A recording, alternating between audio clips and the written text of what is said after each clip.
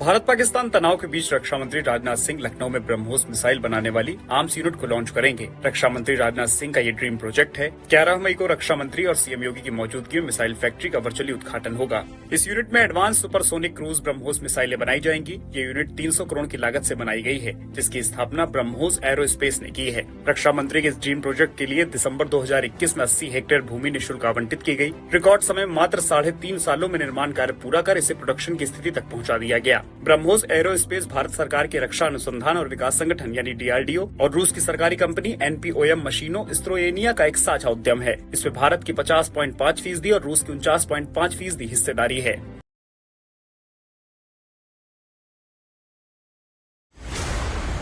रविवार को लखनऊ में ब्रह्मोस मिसाइल यूनिट का इनॉग्रेशन किया गया। इस दौरान रक्षा मंत्री राजनाथ सिंह कार्यक्रम में वर्चुअली जुड़े और सीएम योगी आदित्यनाथ इस मौके पर यूनिट में मौजूद रहे। भारत की सेनाओं की धमक उस रावलपिंडी तक सुनी गई, जहां पाकिस्तानी फौज का हेडक्वार्टर मौजूद है।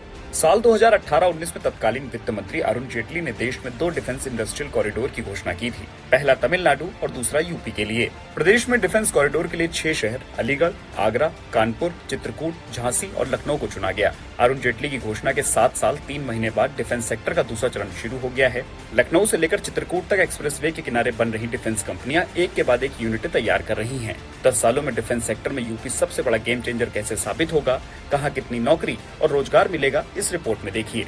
डिफेंस कॉरिडोर के लिए यूपी सरकार ने 169 से ज्यादा कंपनियों के साथ 28,475 करोड़ रुपए का MOU किया। इससे 46,000 से ज्यादा लोगों को रोजगार मिलने की संभावना है। अब तक 57 कंपनियों को जमीन आवंटित की जा चुकी है और कई इकाइयों पर काम शुरू हो चुका है। अब आपको बताते हैं कि 6 शहरों में क्या काम चल रहा है। कानपुर में 2024 में अडानी ग्रुप की डिफेंस कॉरिडोर की पहली यूनिट 250 एकड़ में बनकर तैयार हुई।